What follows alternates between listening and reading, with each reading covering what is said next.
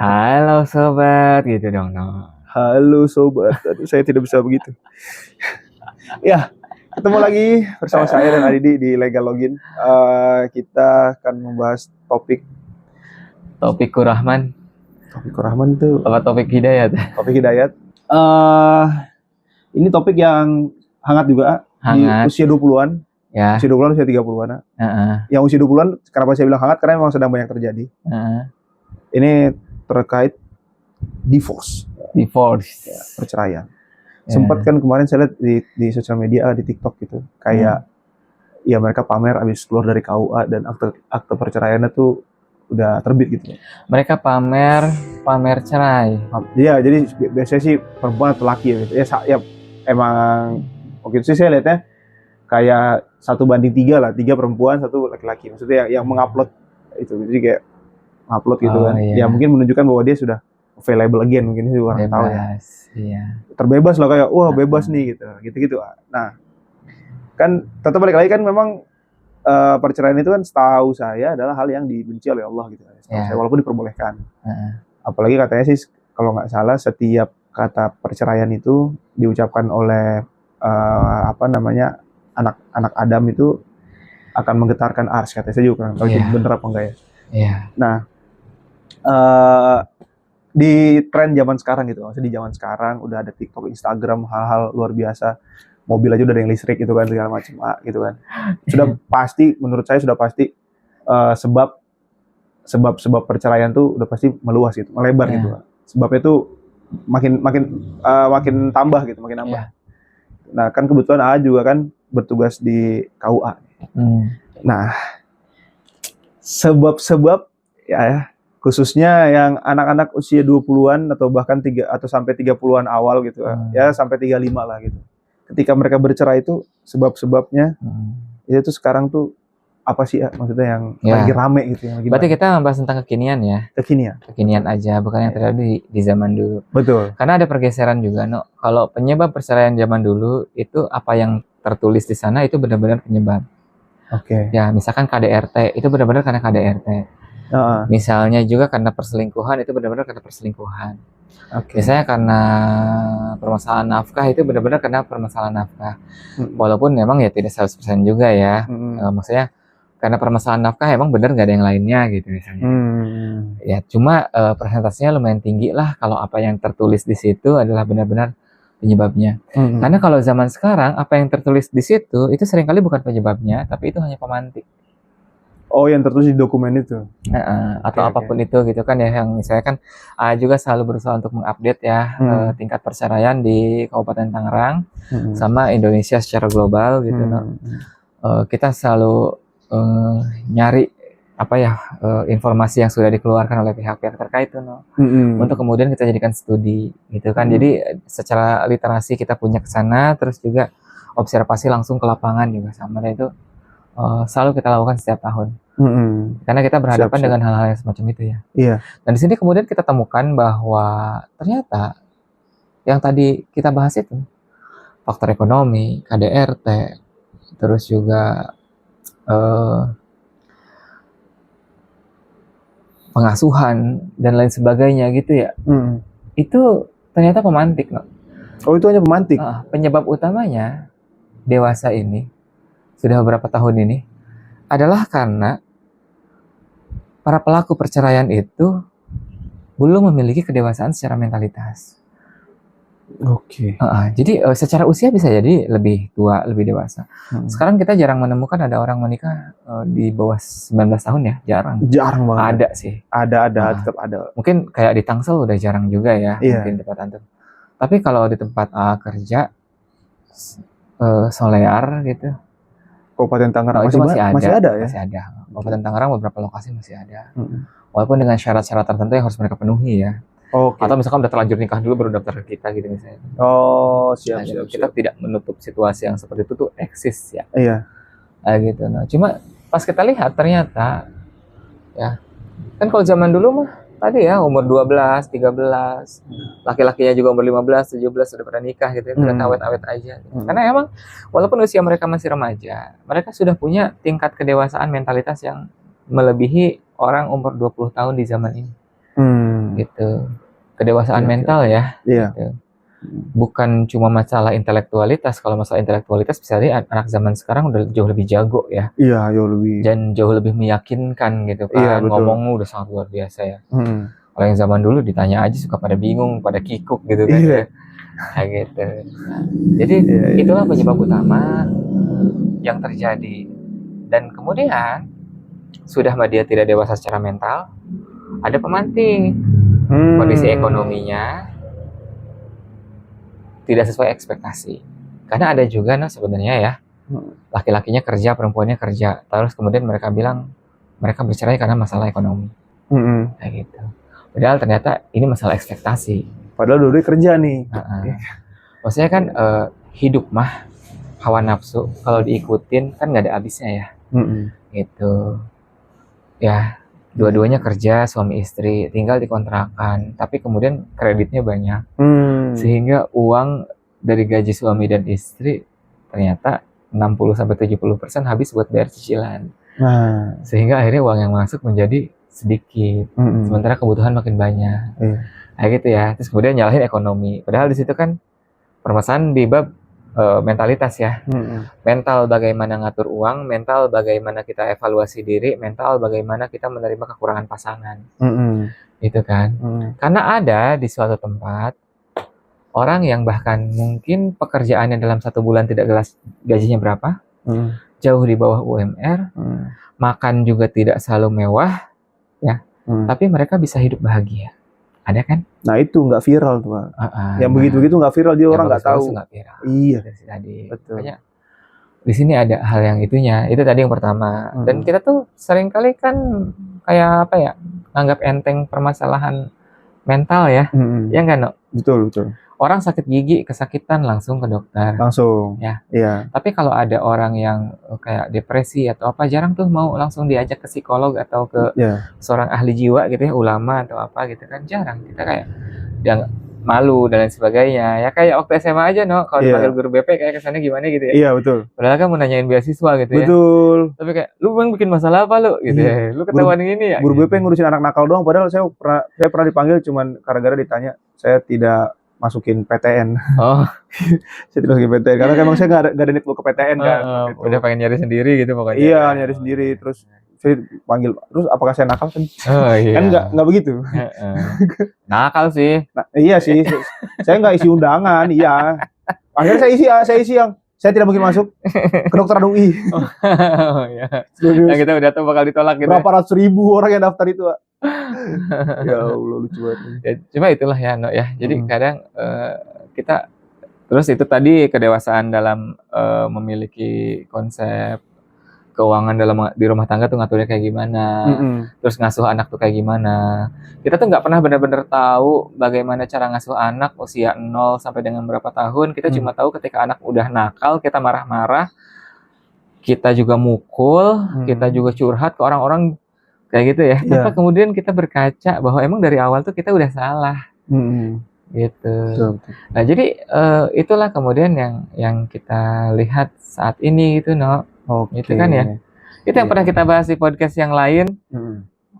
Kita tuh kadang terlalu kekanak-kanakan gitu kan ya. Giliran pengen beli barang yang kita suka, kita tuh kayak liatin bener-bener apa gitu ya. Tuh, banding-bandingin. Gitu. Asesmennya banyak gitu ya. Asesmennya banyak gitu. Ya, iya kan? Betul. Tapi giliran kita nikah, kita tuh suka lupa gitu. Betul. Kita suka lupa. Atau mungkin bukan lupa ya, emang menyangkal aja. Menyangkal aja. Kalau pernikahan itu penting. Kalau menurut saya itu jatuhnya lebih, iya bener, menyangkal tuh apa bahasa Inggrisnya, denial ya. Denial. Jadi dia tuh intinya adalah karena itu tadi ya, karena cinta. Jadi sesuatu yang seharusnya di-assess, tapi jadi ketutup gitu. Wah dia begini, tapi enggak, dia tuh sebenarnya begini loh. Jadi ketutup tuh, jadi kayak digocek, dibelokin. Jadi pikirannya dia sendiri pun digocek sama diri dia sendiri gitu. Betul, iya No, betul. Kayak gitu. Jadi itulah ya.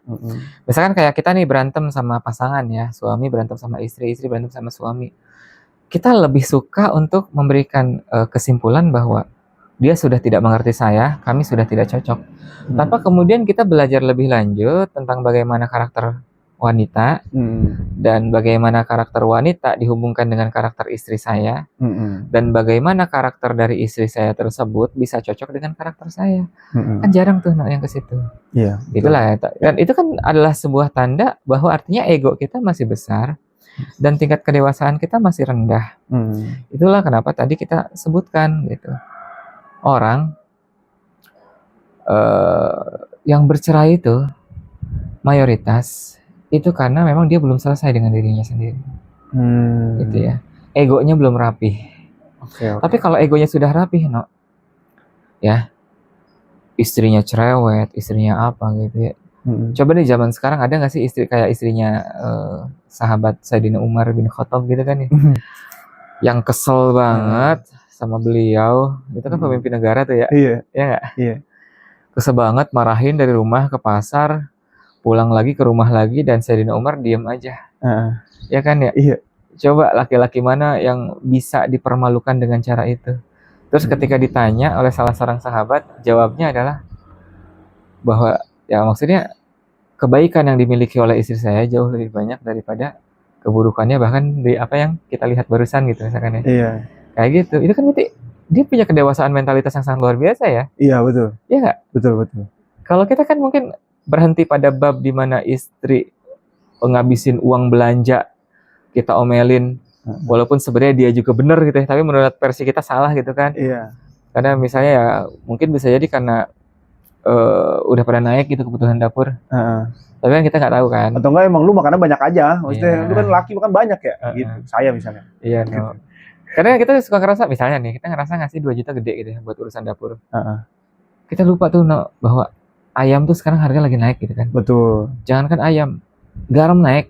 Iya. Terus kita suka sambal. Cabai pun naik. Cabai Masya Allah kan. Iya. Luar biasa. Cabai sama dagingnya harganya udah hampir sama tuh. Kan kita cuma tahu ini makanan yang disajiin sama. Kenapa uang cepat habis sih gitu kan? Iya. Kan cowok tuh ya. Iya, gitu. betul. Dan kita tuh nggak pernah peka untuk bertanya gitu. Nah, yang gimana sih kebutuhan pasar, kebutuhan dapur sekarang kayak gimana gitu ya? Betul. Gitu. Bahkan kadang-kadang kita dengan cara berpikir kita sebagai laki-laki kan suka ngekat sesuatu ya. Iya. Udah sih sabar aja dulu. Aku juga bukannya nggak gerak kok, aku juga kerja gitu ya misalnya. Iya. Sementara cewek kan ngomong cuma pengen divalidasi ya. Iya. Nah gitu. Jadi kayak hal-hal semacam ini gitu ya. Ya terjadi. Sama juga perempuan juga begitu. No. Ya. Iya. Jadi berapa banyak perempuan yang bisa tahan dengan kondisi yang serba kekurangan, ya, dan memotivasi suaminya untuk bisa mendapatkan lebih dengan cara yang positif, dengan cara yang baik lah. Dengan cara yang baik. Iya. Karena kan tanpa kita ketahui gitu, no, ya. KDRT di Indonesia itu aslinya lebih banyak dilakukan oleh perempuan. Nah itu tuh, kita tuh hanya terpaku pada pelaku KDRT-nya aja gitu. Pelaku dan korban yang ada di Tapi pengadilan. motifnya, iya. Tapi motif dari si KDRT itu awalnya apa? Awalnya apa? Ya.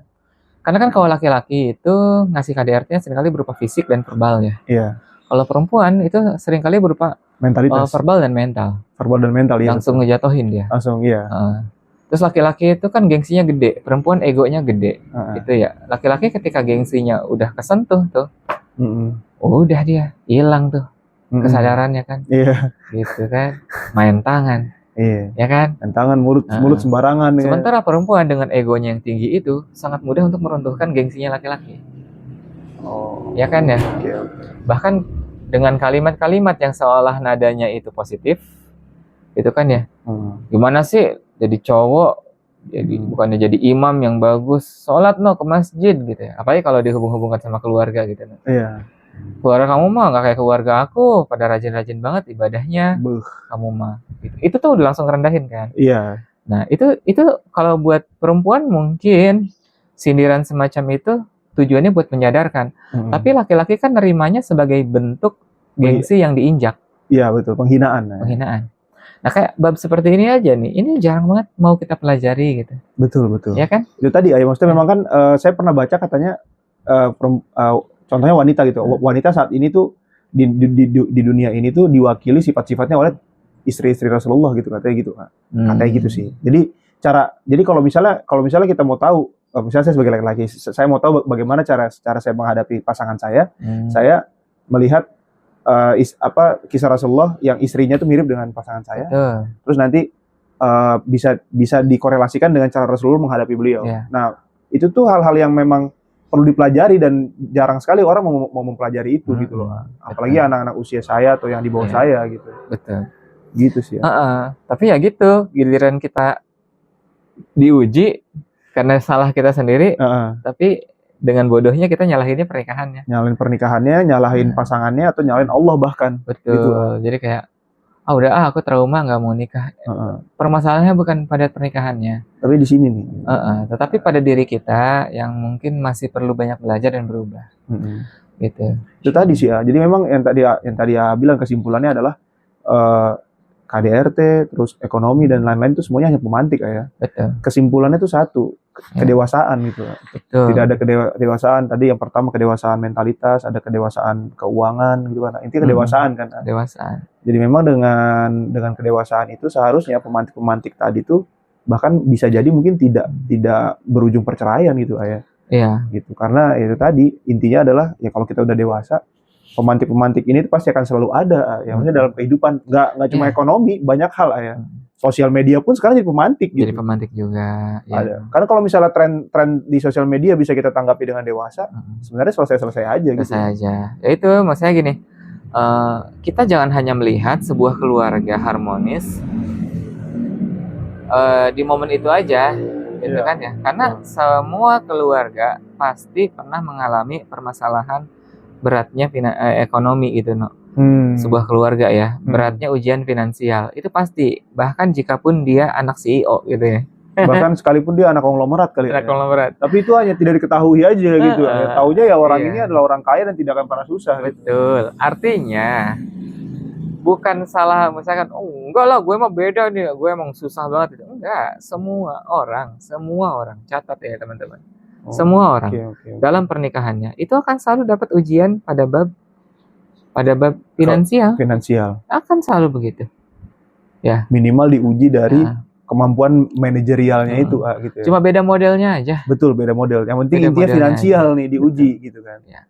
Jadi nggak perlu kita ngerasa bahwa ujian finansial kita paling besar, karena faktanya memang tanpa sepengetahuan kita ada orang lain yang jauh lebih besar. Atau bisa jadi menurut pandangan kita ujian finansialnya tidak sebesar itu, tapi kemampuan mentalitasnya tidak pernah sehebat kita gitu ya. Sehingga dia dikasih ujian finansial sedikit juga dia terasa jauh lebih sakit. Betul. Nah, gitu. Tapi ini mah sudah pasti teman-teman, cari kepada siapapun juga ya. Kayak gitu. Tanyain gitu kan. Bahwa setiap pernikahan pasti akan berada pada ujian ini. Jadi nggak usah aneh, nggak usah asing. Ya intinya memang itu tadi, ketika misalnya memang kita siap untuk ya selama kita Allah memberikan kita kehidupan, ya bagi kita memang sudah siap untuk diuji gitu, termasuk menikah juga gitu. Ya ketika kita memilih untuk menikah, ya kita juga bukan harus siap ya, maksudnya tidak perlu kata asih, tidak perlu ditakuti juga ya. Kata tidak perlu dibuat takut juga, karena memang ya ujian itu dibuat memang qadarullah-nya aja gitu, maksudnya memang udah kodratnya aja gitu ya. Dan kita diberikan ujian itu memang karena Allah tahu kita akan bisa melewatinya. Itu aja kali ya. Ya, salah. Itu kayaknya udah panjang ya? Udah lumayan. Udah lumayan panjang kita ini. Takutnya teman-teman pada bosan. Kita pindah ke topik selanjutnya. Sampai jumpa di topik selanjutnya. Dadah.